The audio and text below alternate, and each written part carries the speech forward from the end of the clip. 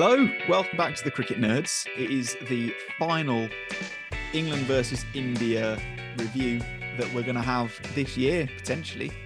It'll come up in the World Cup in the final, won't it? But for the time being, it is the last Test match between England and India that we're going to see for a little while, and it's been a corker. What a series we've had! I've loved it, even though England have completely capitulated. They let themselves down a little bit towards the end there, and India absolutely excelled. They were outstanding. It has been an absolute cracker of a series, and most of all, we hope that you've enjoyed. We hope that you've enjoyed the coverage that we've done. We've tried to get as many podcasts out as possible. If you haven't watched them, trip down memory lane, give them a little watch.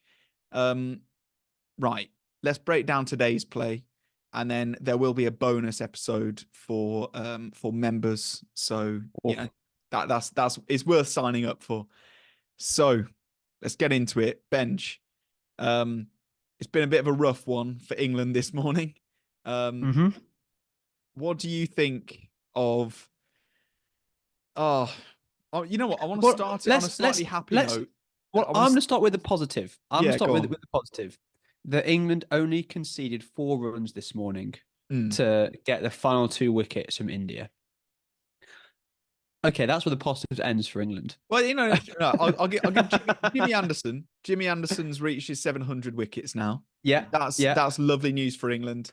He can retire now. It's a huge. Well, he doesn't need to. He's still looking good. It's an outstanding milestone for an outstanding player. He's pretty much every English fast bowler's idol. I think he's the absolute talisman for what a test bowler should be in terms of fitness, dedication, and willingness to constantly learn.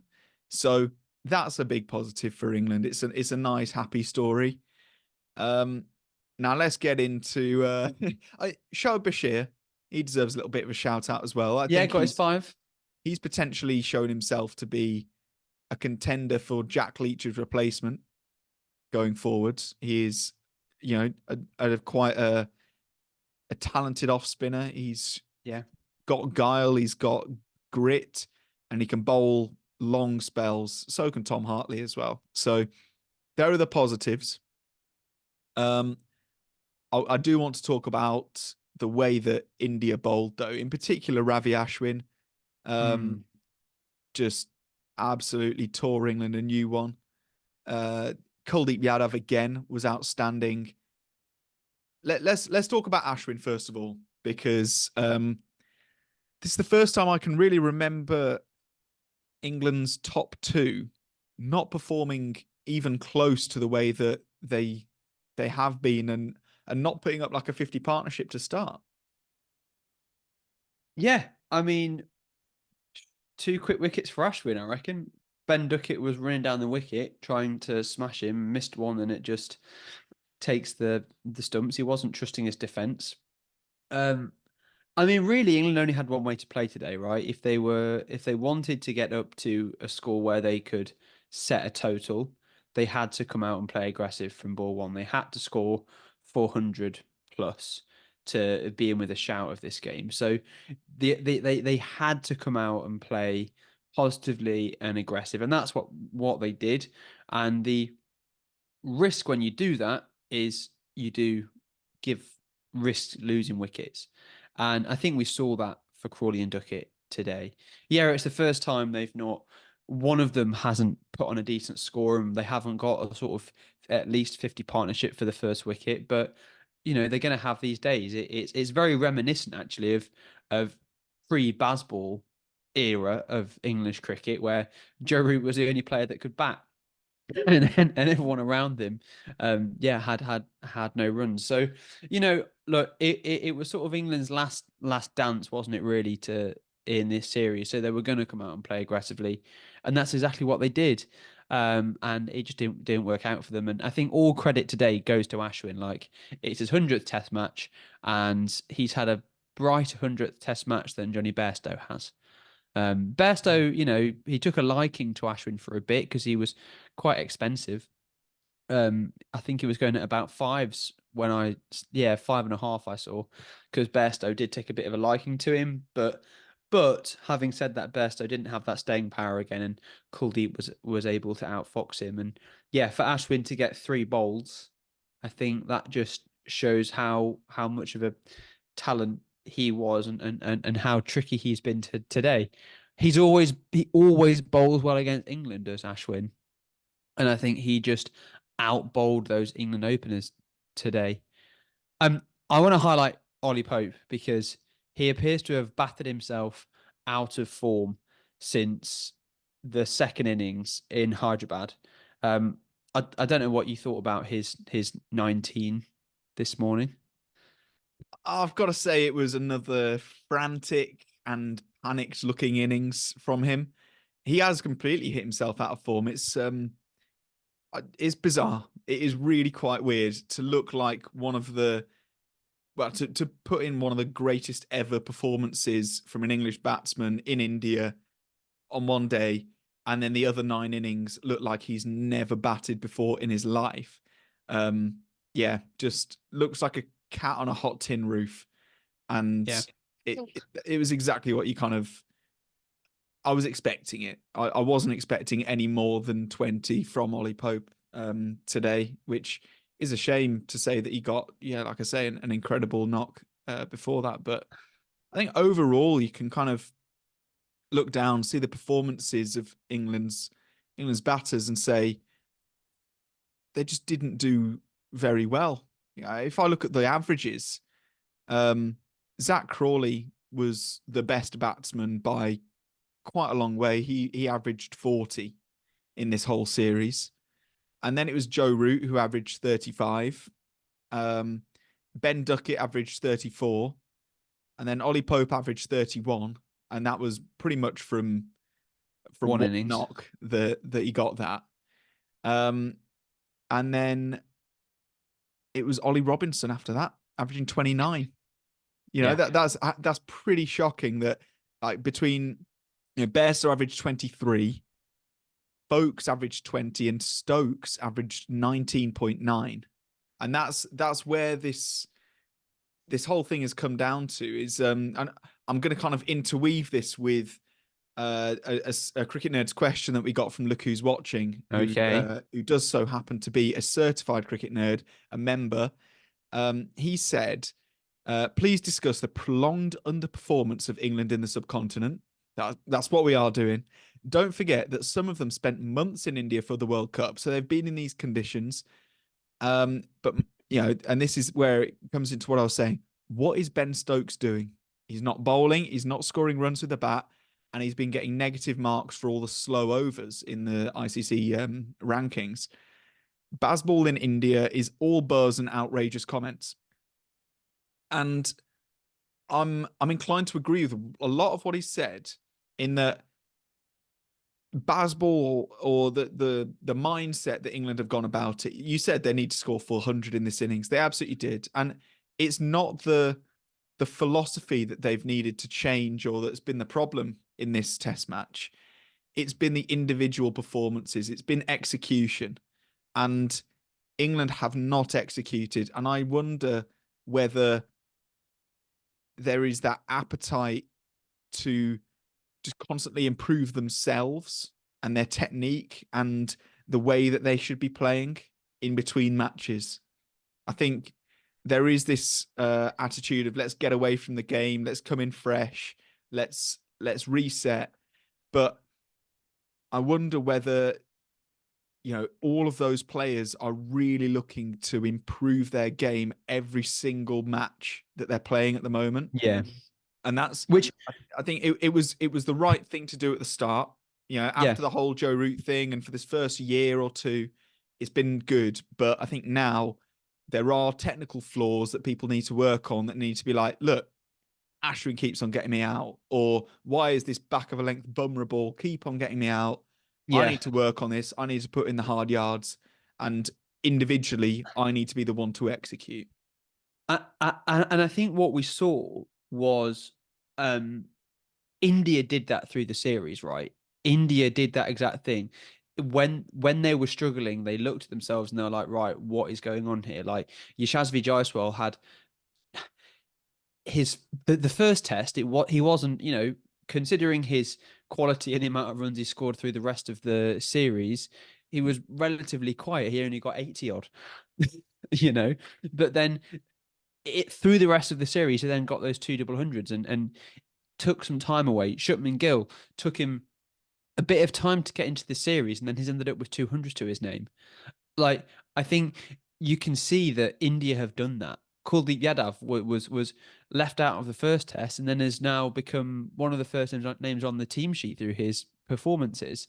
Ashwin, again, in the first test, looked against the sweep of Ollie Pope like he was struggling a bit, adapted his length, practiced by the sounds of it against people in the net sweeping, and has taken 9 wickets in this match.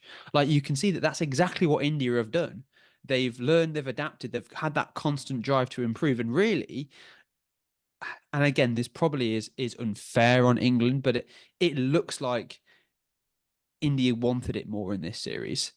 That's Yeah, probably unfair. That's I, probably unfair because I know, as any professional sports person, they want to win more than anything in the world, right? And I think it's unfair to say that England didn't want to win. They absolutely did, and you can tell they put absolute blood, sweat, and tears into this tour. But did they have the hunger and drive to win as much as India did on home soil? I'm not sure they quite did. yeah, I think it's reasonable actually to say that I'm not saying that England didn't want to win, but I think it's pretty obvious that India wanted to win more. I think they had that drive. I think they had that um each individual knew that they needed to play in order to retain their space and to thrive for their country. And England, none of them were really worried about their space in the squad, were they? And Well, I'm not that's saying that also, yeah, that fear is true. I'm not saying that fear for your place is a good thing to do or a good thing to have, but I think there needs to be an element of I don't Pressure. know. And yeah, almost. I think, you can't alleviate all pressure. You need to kind of know that, look, it's the best. You have to be the best to be Yeah, where I am yeah, right now. And in order to stay being the best, I need to work really, really, really hard because there are people that are working really hard to take my place. And yeah. that's where I India agree. are. And I think you do need an element of security in your position. And I think India are kind of striking that balance relatively well. Obviously, it's unfortunate that Rajat Patidar got dropped for this test match because there are so many players that are working so hard to take his place. And Devdutt Padikal's come in and he got a pretty decent 50 on his Yeah, debut. So and that's and the I just want to pick up on that because I agree, and you've seen that with India during this series too. Like Padikal came in for Patadar. Jarrell came in and replaced KS Barrett when he wasn't performing. Like, there were players when they're not Sarfraz Khan came performing. in for what's his name, Shreyas Iyer, didn't he? Well, Shreyas Iyer. I mean, Shreyas Iyer sounded like he was injured. Kara Hall sounded like he was injured too. Yeah, but But Shreyas Iyer has been dropped now. Like he hasn't even got a contract for India. Like that's how. well, there you I go. mean, it's Yeah, quite cutthroat, obviously, yeah. but you But can then see. you've got players like, realistically, if and I think it's a shame that England lost so many players in their touring squad. Like Marcus Truscothick and Paul Collingwood were down as subfielders in this test match because of the amount of people that had to go home.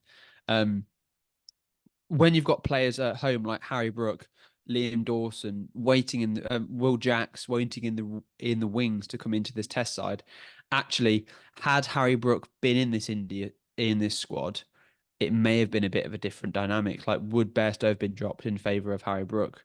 Mm, quite possibly. Um, Now, one thing that Look Who's Watching did mention was Ben Stokes, and I think it Mm-hmm. is really worth us talking about it because the guy averaged less than 20 across the 5 test matches. He was there as a specialist batter. He ended up bowling 5 overs, ended up with the best average. I averaged 17 in the end. because he took a wicket with his first ball back, which was absolutely unbelievable. But outside of that, he did not perform with the bat at all. And I feel like it's his position that is completely secure. I feel like it's Bairstow's position that's completely secure, and Folkes is the one that I've got a feeling that he's going to be on the chopping block, even though he completely didn't perform with the bat. There's no question about it. He really did not perform with the bat. However, he did perform with the gloves, and he was really, really good with the gloves. And Yes. I just think he needs to stay in that England squad, doesn't he? I think so, and I think especially for the English summer, I think it's going to be important to have him there because he is just that. He is like that extra bit of the bowling attack. You know, he's so good with his hands, um, catches things that no one else would have the thoughts of doing. So quick to take the bells off for a stumping. He's been fantastic and saves a lot of runs from things that could go for buys too. Um, yeah, it will be a shame, and I think he will be. I think when we come into this English summer, I can very much see Harry Brooks slotting in at number 5 and Bairstow dropping down with the gloves to 7.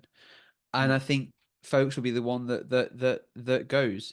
Um, Ben Stokes needs to be bowling right. Like at the minute, he's being a specialist captain. I mean, he got 70 in the first test.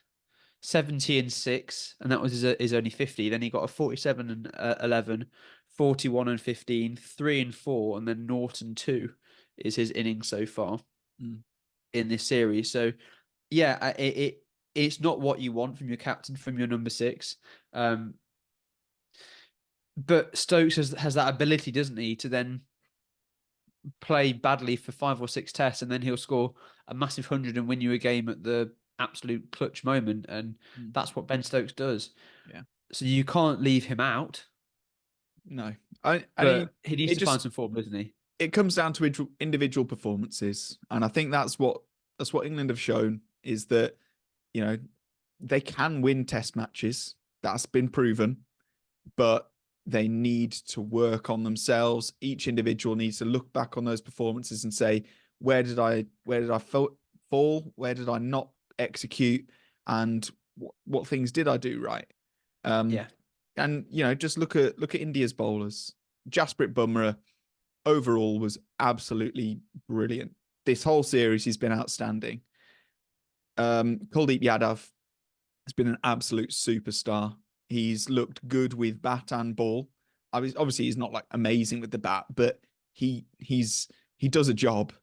Yeah. He always looks like he's going to get about 20. And then like Ravi Jadeja, he had quite a quiet series, and yet he's still very steady. He did well in the first couple of tests.